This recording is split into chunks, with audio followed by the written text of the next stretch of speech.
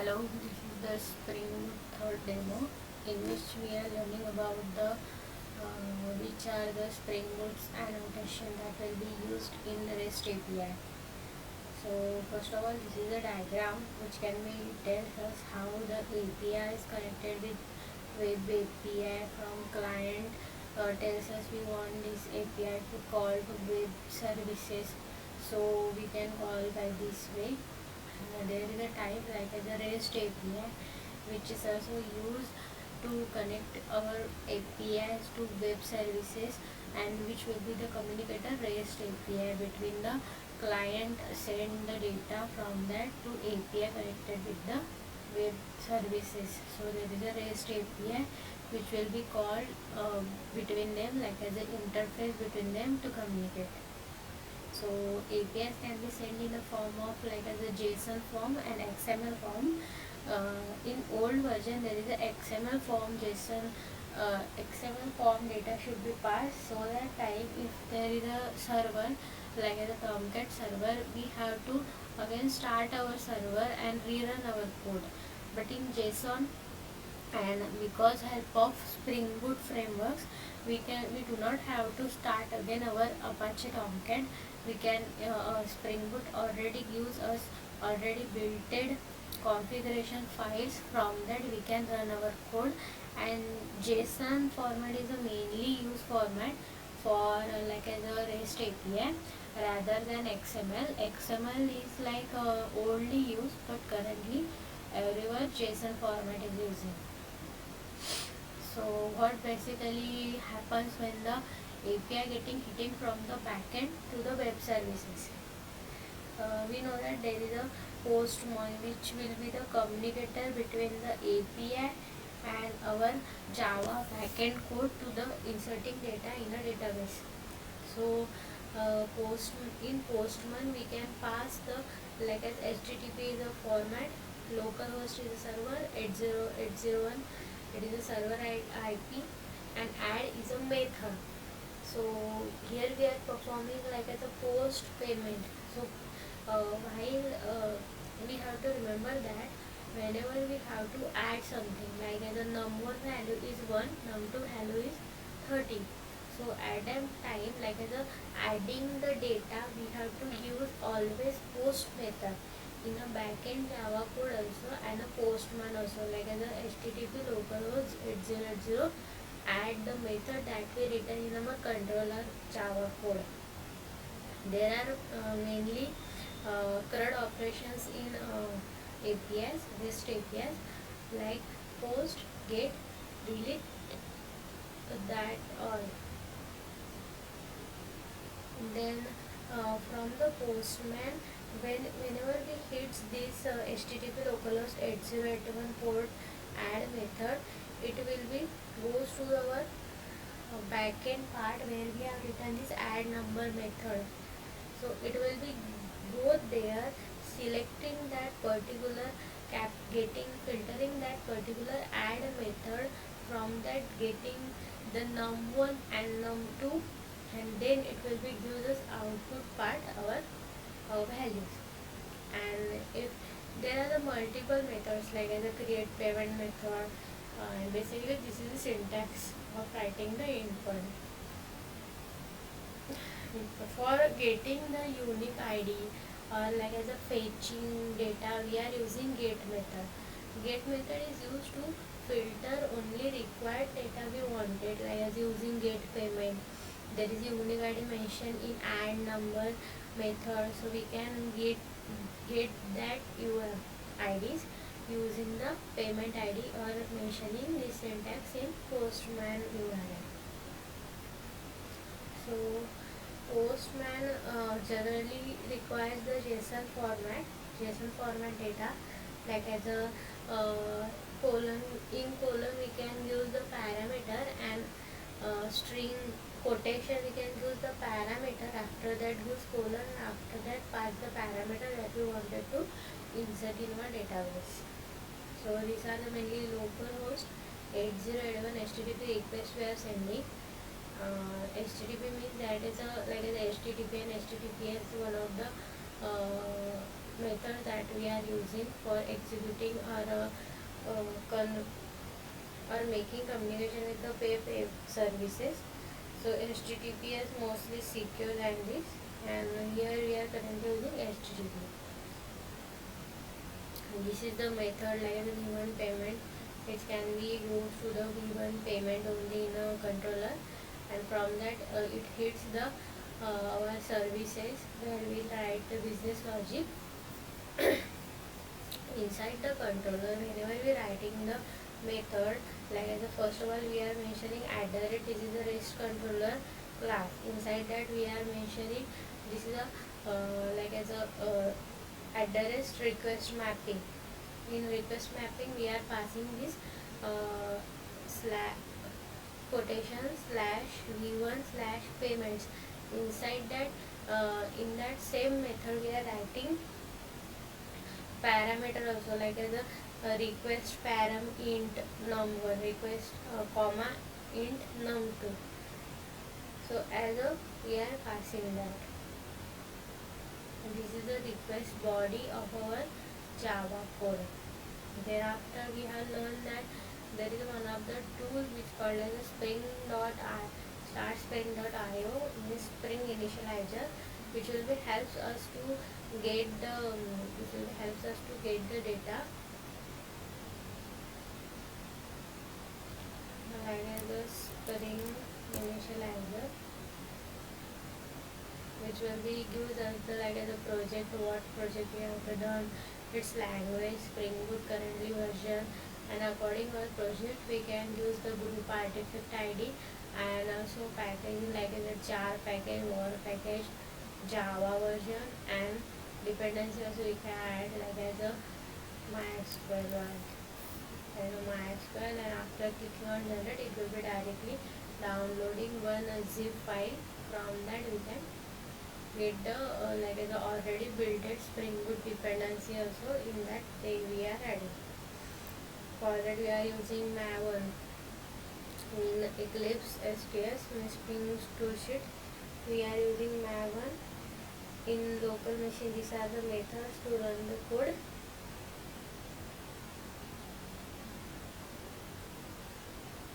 We have learned with the AWS how clean package will be work there, SCP jar files to convert into the destination.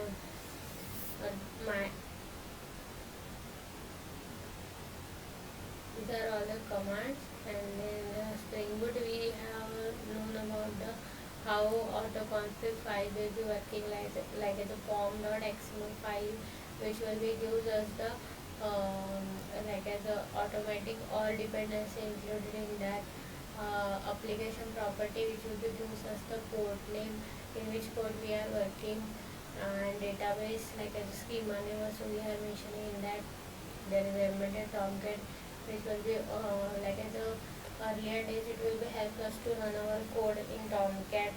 Application property means that only there we are writing the username password of our database. Here is in Springboot we didn't have to include any XML. It is already given in a JSON format that all configuration file, but only we need to proceed the postman while hitting the URL. We have to pass only the that integer parameter that we are required, and we have to pass in a JSON format only. Then it should be included in the database, and from that we can retrieve or get or let us see all the data, or something we wanted to update we can update on that also. JSON is basically the JSON string in which Java object in the form of the JSON. So it will be convert the required Java object into JSON using Google JSON library, or like as any jar file that will help us to convert these files. Let us see about the OOPS concept. What are the OOPS concept that we are required or we have learned? So class basically the blueprint of an object. Like means any object, like we have taken table. So tables have many, like as it is a taller table, shorter table, or any desirable design table. So that are many classes, and in classes we can write its fields and method. Fields means input variables, local variables that we are writing in our method. So we can declare in its main method, or we can declare in a global area also. So MVM package include the jar files.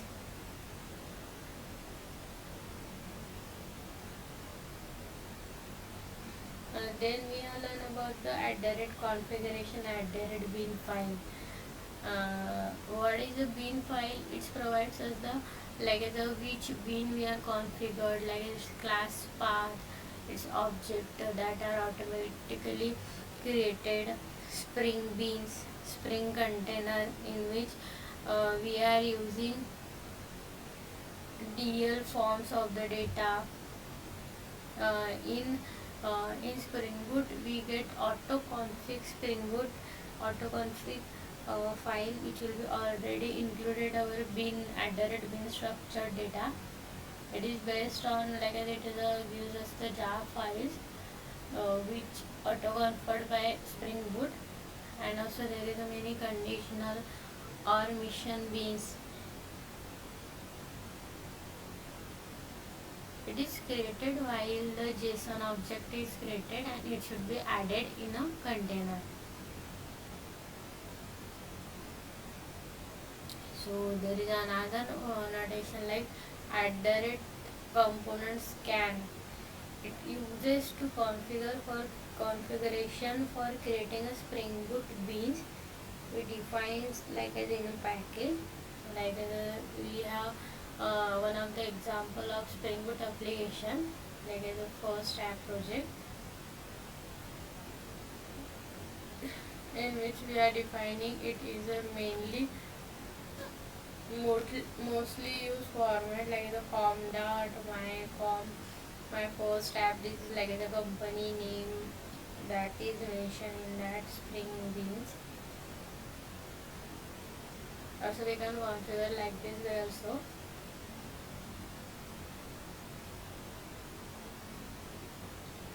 So this is shown that how we can create the first bean container by using the component scan container or annotation in our project.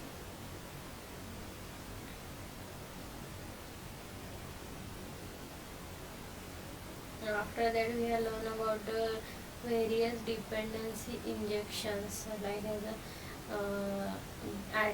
bean, component, that are auto-config or directly given by the Spring Boot configuration while we are creating our code, that we didn't have to write many times or assign that value again and again in the code. We can use it simple, like the Maven dependency jar file. From that we can fetch our data. So what is the REST API does? REST API does to communicate between the backend data, like the Java code, with the web services by hitting the REST API with the help of host one. So here the REST API basically the main interface or configuration between the like it's a client or the backend data to the front end web data.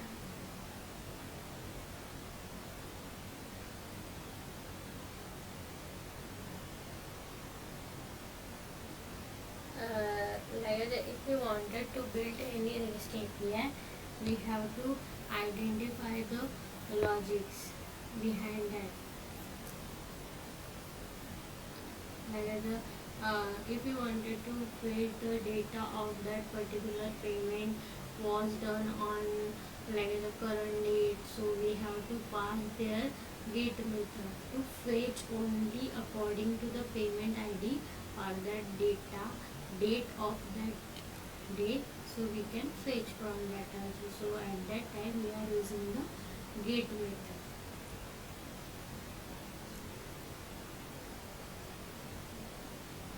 So these are CRUD operations that will be performed in our REST API.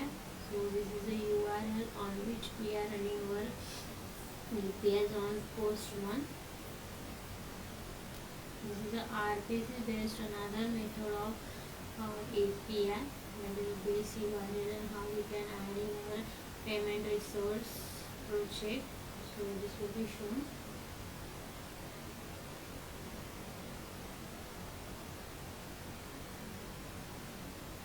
Basically create means it should be creating by using the post method. Read means we have reading means getting the data according to the any ID. So we are using payment slash is curly bracket ID. Update also there. Put is update. Inside the request body we can pass our all fields that are required in the code. Then last one is the delete. Delete means deleting that rows from the table. We are using post payment ID that should be repeated, should be deleted. However, if you wanted to update the existing employee from our data that are coming, so we can pass in these things in our request body parameter. Like the request body we are passing here and deleting the that are duplicates or not required or inactive data from our database. Post method gives the all data from our database where it is used to check or filter the data.